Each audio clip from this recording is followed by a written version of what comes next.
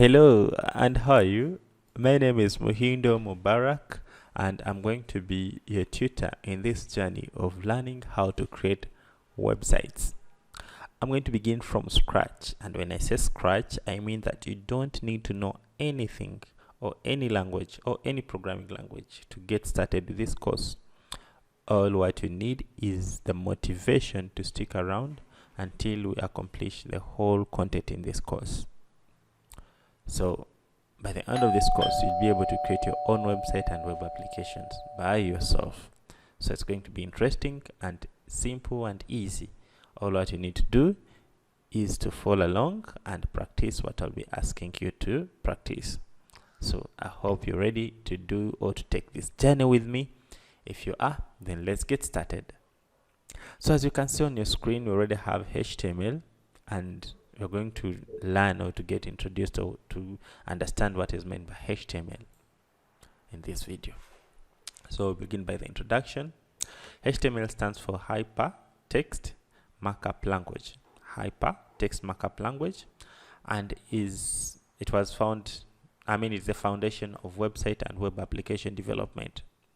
It allows us to create the content, and that will be understood by what? By our audience or our website visitors. And in this course, you learn how to craft excellent HTML with the pieces that HTML itself has to provide to us. So let's begin by defining what is meant by HTML. So HTML stands for Hypertext Markup Language, just like we've said. And HTML is the standard markup language for creating websites or web pages. Okay, HTML describes the structure of a web page. So in simple terms, HTML is the one that tells the browser how it should represent our website. And HTML consists of a series of elements that we're going to cover and look at practically.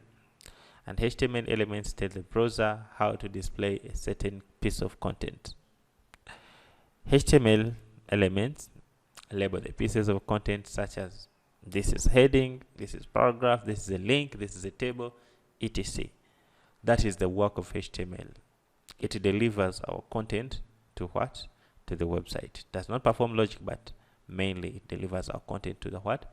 To the web, to the web browser.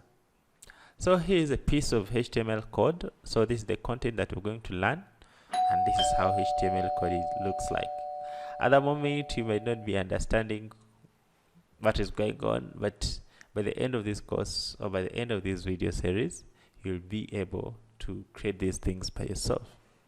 So with that simple introduction, we're going to meet in the next video where we're going to do our first web page.